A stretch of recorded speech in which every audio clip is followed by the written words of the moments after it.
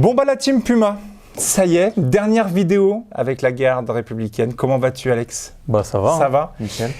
Cette dernière FAQ résume toutes les vidéos qu'on a fait avant.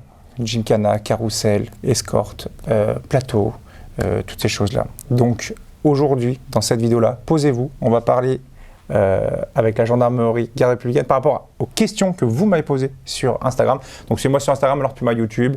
N'hésitez pas, c'est là où se passe absolument toute ma vie et ce qui se passe par rapport aux vidéos. Donc n'hésitez pas à aller checker ça en description. J'ai plusieurs questions, Alex. Donc je n'ai pas donné mes questions à la garde, comme ça au moins ça donne un petit côté un petit peu voilà, sur le vif. Voilà. Okay. Bon, forcément, on va commencer par la toute première question. Comment devenir garde républicain moto? Y a plusieurs étapes. La base de la base, c'est être sous-officier de gendarmerie. D'accord. Donc pour ça, il faut s'inscrire au concours, le réussir, intégrer l'école et devenir gendarme. Après, il faut avoir le permis moto pour venir chez nous spécifiquement. Vous le faites pas passer? Non, on ne le fait pas passer. En fait, dès l'arrivée chez nous, il y aura des tests. Enfin, avant l'arrivée chez nous, il y aura des tests. Et les tests se font d'abord sur le plateau, comme tu as pu le faire, après le circuit, mais il y a aussi une phase sur la route. Et, donc, il nous faut le permis, enfin que les testés aient le permis pour venir avec nous sur la route. D'accord. Donc, il faut le permis moto. Et après, c'est un système d'appel à volontaires. Donc, nous, on envoie un appel à volontaires ou plusieurs dans l'année. En général, c'est plusieurs. Toutes les casernes de gendarmerie de France et un peu partout, ouais. Ils reçoivent le petit mail en disant « Coucou, la garde républicaine recrute ». Ouais, si on résume, en gros, c'est ça. On fait un appel à volontaires qui est national. Donc, tous les gendarmes sous-officiers de France peuvent le recevoir. Et à partir de là, ils répondent et nous, on les cale sur une semaine de test et puis c'est parti. Et bien justement, vient la deuxième question qui termine ta phrase. J'ai quelqu'un qui me demande comment se passe une journée type test. Une journée type test. Type test. Okay. Genre là, admettons, voilà, moi ça y est, moi je suis sous-officier, j'ai le permis, je fais coucou, je veux rentrer chez vous. Et bah donc, faut que tu viennes ici à Duny forcément. Et donc, c'est toujours le même cadencement. Donc on va commencer le lundi matin. Donc ils viennent, pas les mains dans les poches, mais presque, ils viennent voilà, avec leur tenue treillis, etc. Mais après ils viennent chez nous, on les équipe pour faire de la moto, parce que normalement ils n'ont pas la tenue moto. Donc on leur prête ce qu'il faut. Ensuite on va faire du sport. On va faire du sport le lundi matin. Le lundi après-midi, on va faire du plateau. Mais ça ne sera pas tout de suite comme toi tu as fait. C'est pas le plateau que moi j'ai fait. C'est ça, voilà. En fait, ça sera en place. Tout ne sera pas en place, mais des choses seront en place. Et là, on les laissera prendre en compte les motos, l'environnement, et on commencera à leur donner des petites consignes, etc. Et nous, on va commencer notre travail à voir est-ce qu'ils arrivent à respecter ce qu'on leur demande ou pas. Il y aura aussi la phase de prise en compte, comme ce que tu as fait derrière Clément, là tu suis, etc. Exact. On fait un peu notre truc. Voilà, fin de journée. En général, on leur fait un petit questionnaire aussi le lundi avec une petite lettre de motivation, des choses comme ça qui nous rendront le lendemain matin. Après, le mardi matin, là ça commence, on finit le petit déjeuner, on va sur la place d'armes et on fait exactement ce que tu as fait. On leur donne une moto, on leur dit « faut aller là, vous nous faites le parcours complet une première fois, on vous dit ce qu'il en est, vous attendez, tout le monde le fait une fois et après un deuxième tour et à l'issue, comme à chaque fois, d'ailleurs comme à chaque étape, c'est sanctionné par un oui ou un non. Voilà, donc la phase d'après c'est d'aller au circuit. Donc toi, tu aurais eu la chance. Ça, c'est la phase, j'aurais eu la chance d'y aller. Tu aurais eu la chance d'y aller, exactement. Tu serais venu avec nous sur le circuit routier. Donc là, on y va, on se déplace. On refait toute une phase où, en gros, chaque instructeur prendra le temps de tester chaque testé qui aura le droit d'être avec nous. On a encore une phase de réflexion à ce moment-là. Et donc après, on décide qui vient sur la route. Donc là, mardi après-midi, c'est la route. On a un parcours sur la route et donc là ça continue. Fin de journée, on décide est-ce que ça continue, oui, non. On fait toujours des petites réunions en fin de journée pour se caler ce qu'on en pense, est-ce qu'il y a des améliorations, etc. D'accord. Le mercredi, phase encore de la route, parce que maintenant on a vu quand même pas mal de choses. On refait de la route. Après, on a un passage au Centre national de formation à la sécurité routière qui se situe à Fontainebleau. Ok. Où là, l'après-midi, on va faire une évolution. C'est tout l'enduro, non? Ouais, c'est ça? C'est ce qu'on appelle plus classiquement de l'enduro. Est-ce que c'est là où ils font les grands virages un peu relevés, où ça descend une sorte de cuvette avec des grands murs? C'est pas ça? Alors, il y a ça. Mais nous, on s'en sert pas pendant la phase de test. D'accord. Ça sera pendant leur formation. C'est des infrastructures qui sont bien à eux. On n'a pas à les utiliser.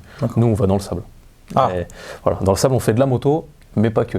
Petite surprise. On peut voir d'ailleurs, parce que Clément viendra aussi répondre aux questions après, on voit un petit sourire dans le sable. C'est toujours une phase. C'est toujours une phase sympathique. Voilà. Après, je rassure ceux qui font pas de mais moto ouais, si tu n'as jamais fait tout terrain, c'est pas. C'est éliminatoire. Non, c'est pas le fait de savoir faire ou pas de la moto.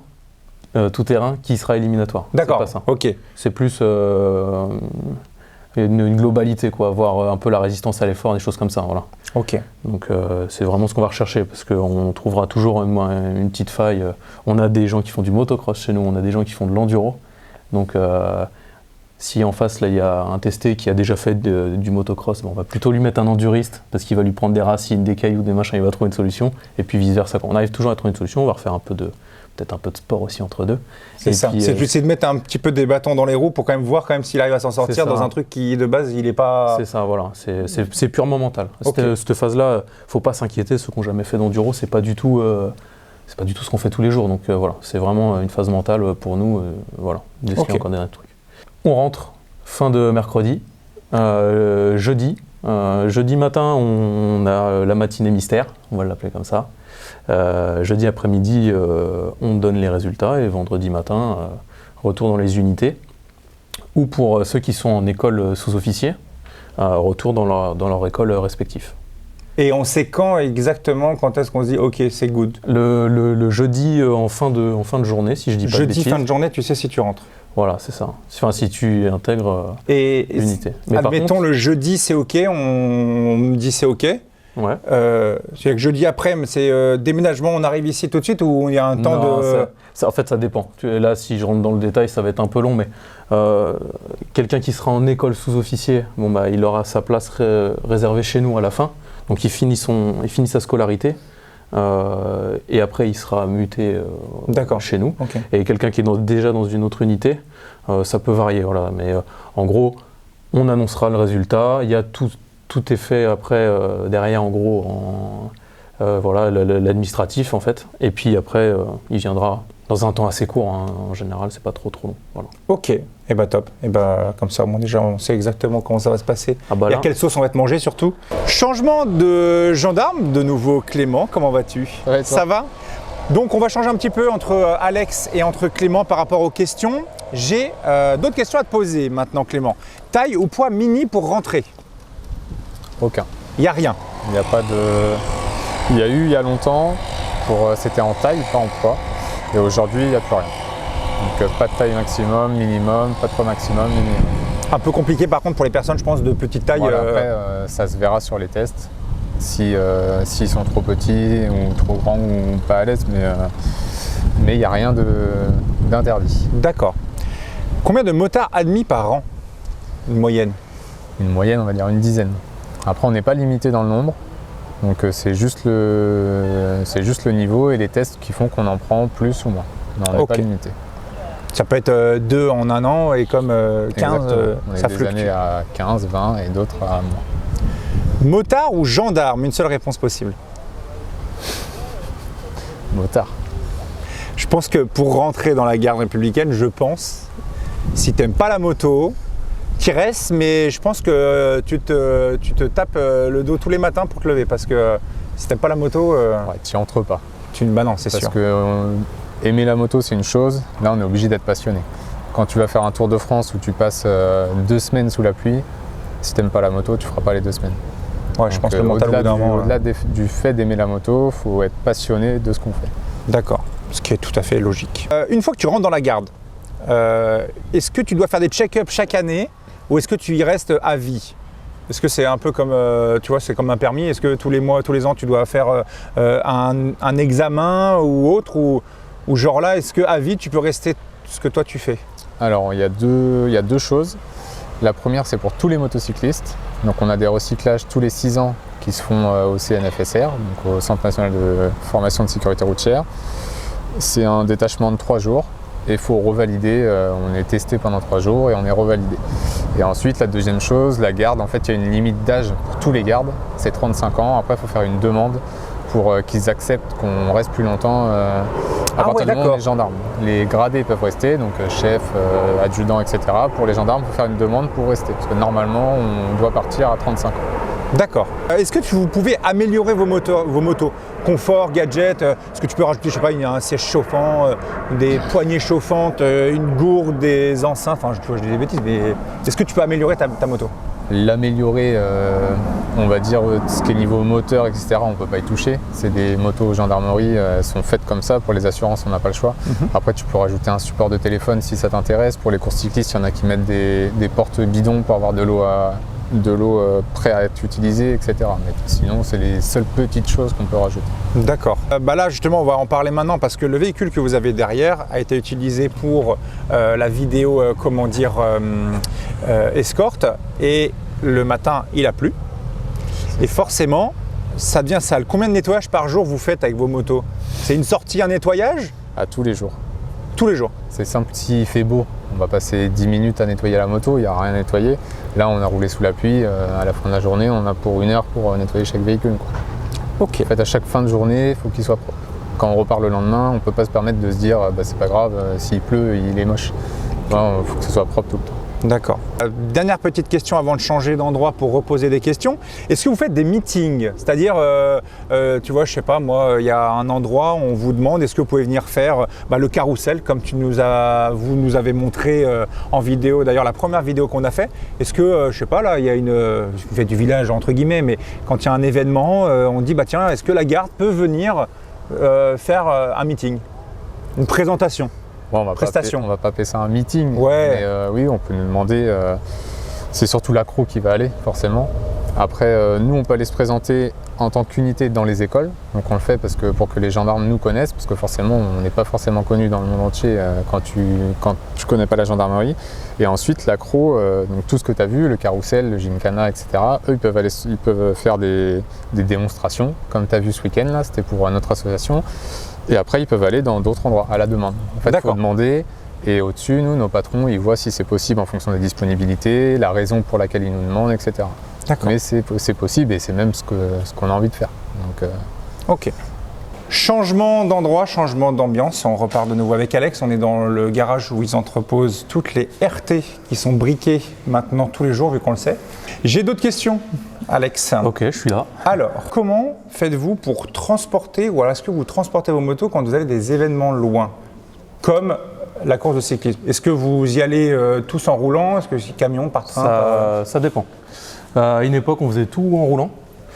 Maintenant, il s'avère qu'on s'est rendu compte qu'au niveau budget, même sécurité, etc., ça peut être plus intéressant de se déplacer autrement. Donc, typiquement, on va prendre l'exemple du Tour de France qui s'est passé cette année. Ça partait d'Espagne, enfin du Pays Basque plus précisément.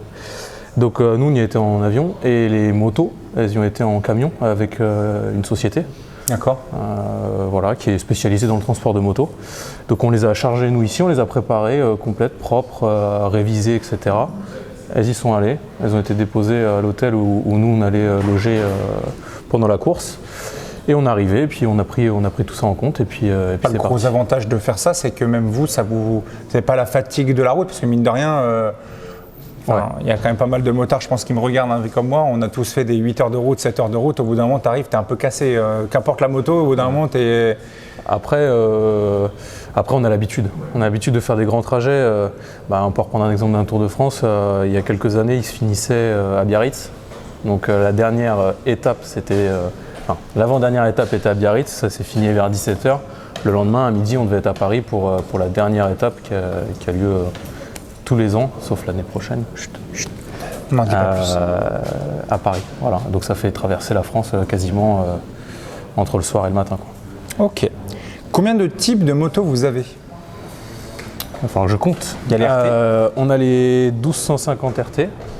On va les citer aussi, il reste quelques 1200 RT, les anciennes, les R8, mais elles sont vraiment en fin de vie. Voilà, on va les emmener gentiment à la fin.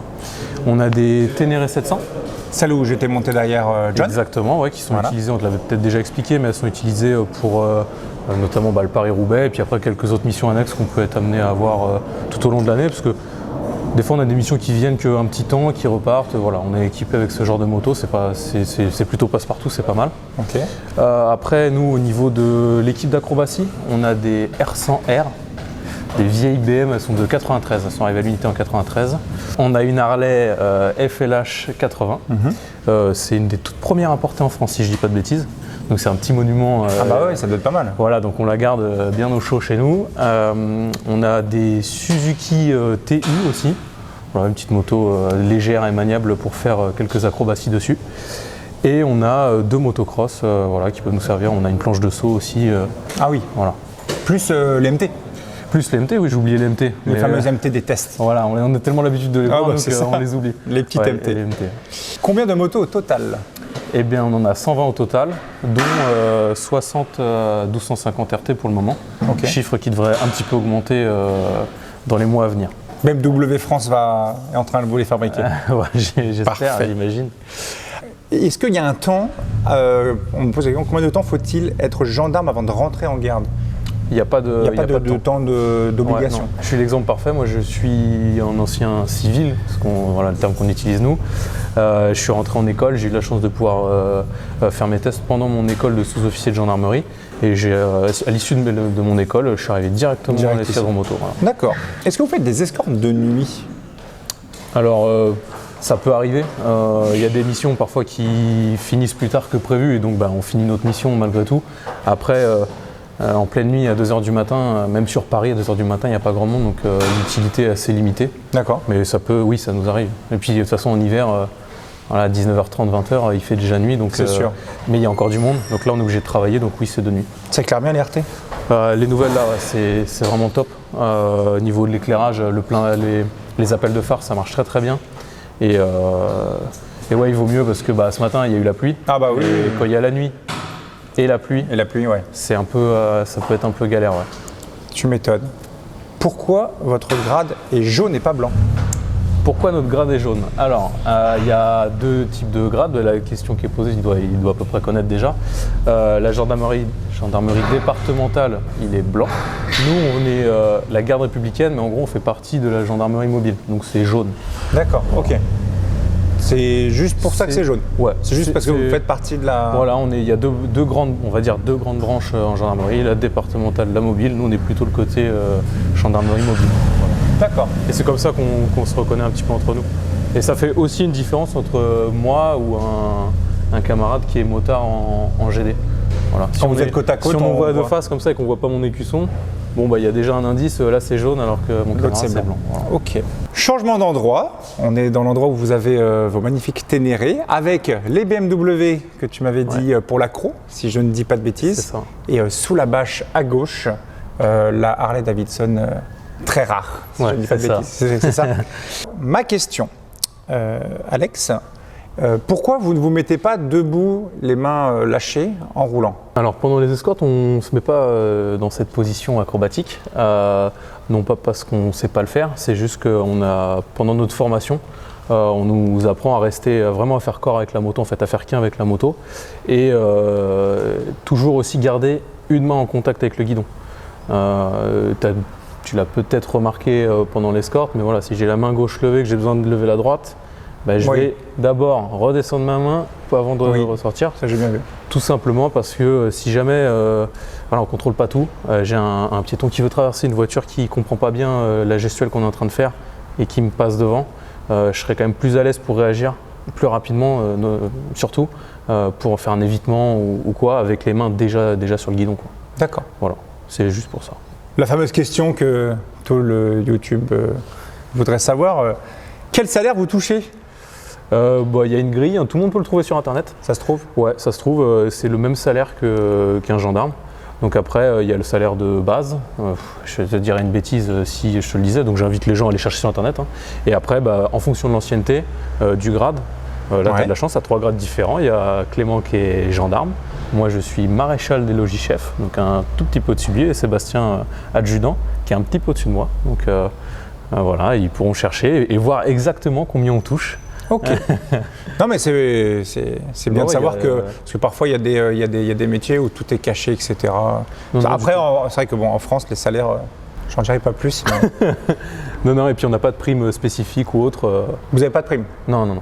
On a, de déplacement, de choses comme ça. Après, quand c'est sur des déplacements, c'est encore un autre niveau. Mais sur le fait d'être à l'escadron motocycliste, ne nous donne pas droit à une prime spéciale. Voilà. D'accord. On est gendarme motocycliste. Point barre. Il me reste quelques petites questions, Alex, à te poser. Est-ce que c'est une obligation de travailler le week-end si nous faisons un sport, parce que là on me propose la question, c'est Johan qui me propose, est-ce une obligation de travailler le week-end si nous faisons un sport avec compétition le week-end? Tu vois, admettons, là tu as une compétition ce week-end de rugby, comment ça se passe? Est-ce que vous avez, tu dois prévenir à l'avance? Est-ce que c'est non catégorique? Alors c'est très compliqué de rentrer dans le détail.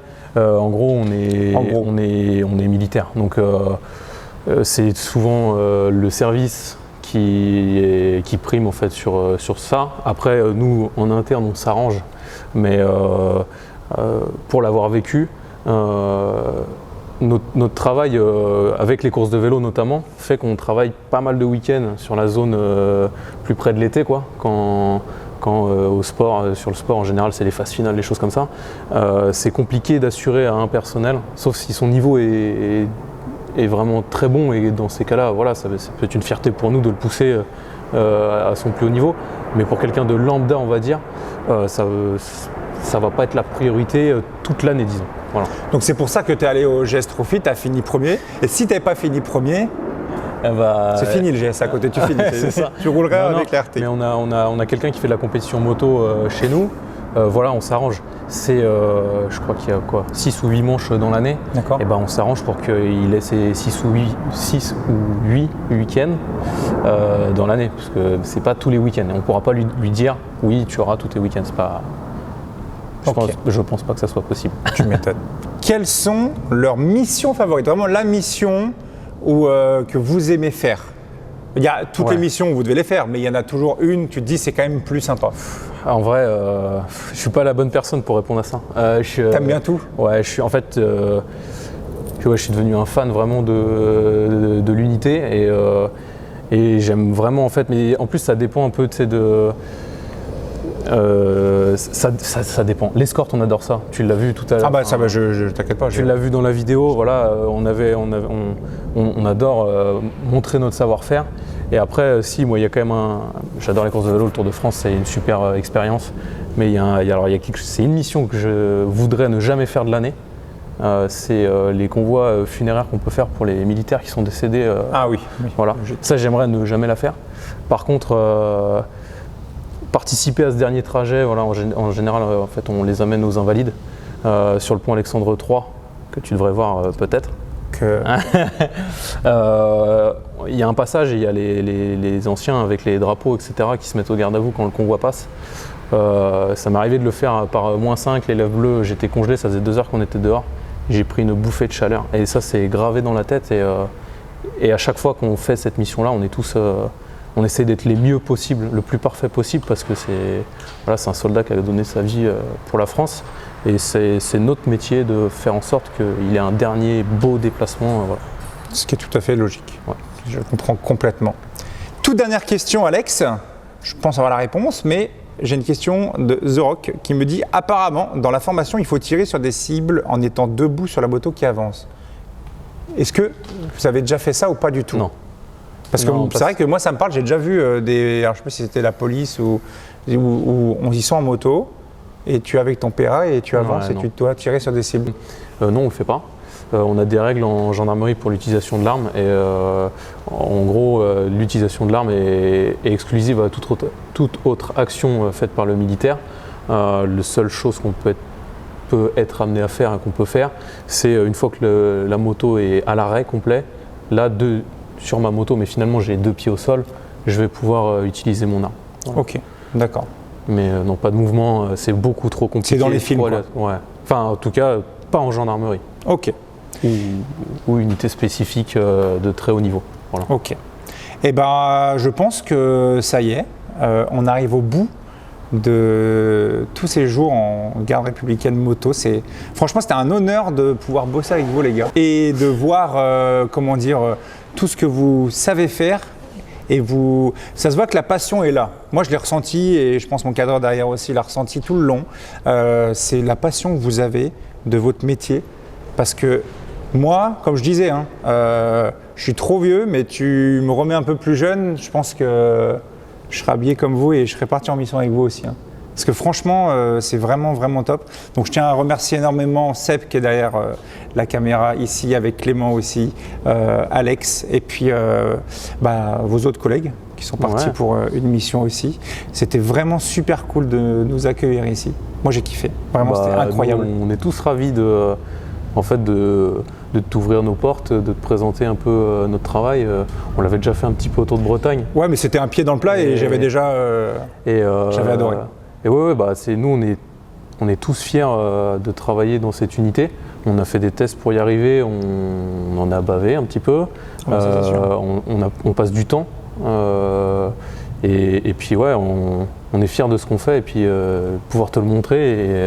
Et j'espère en tout cas. De l'intérieur en plus. Tu as vraiment eu une vision globale, une vision d'ensemble et puis on t'a montré ce qu'on savait faire et on est très très content de t'avoir accueilli chez nous. Plaisir partagé. De toute façon, on se reverra. Ah oui. Et donc, dans tous les cas, sachez, les amis, que si jamais vous voulez des informations sur comment rentrer dans la garde républicaine, on a répondu, je pense, à pas mal de questions déjà. Mais si vous avez d'autres questions, il y a un mail qui va s'afficher juste devant vous et qui sera de toute façon en description. Si jamais vous avez des questions, si vous avez des choses en plus à demander par rapport à tout ça, le lien sera dans la description. Ils vont me passer le mail, on va l'écrire juste ici. Et ensuite, vous pouvez poser toutes vos questions. Et puis, moi, je pense que on aura mérité toutes ces belles petites vidéos. Vous nous avez fait rêver. Moi, j'ai kiffé. Un énorme merci à toi, Alex. Un énorme merci aux autres gendarmes qui sont juste derrière. Et puis, je vous fais des gros bisous. Je vous dis à la prochaine. N'hésitez pas à vous abonner. Ciao. Bisous.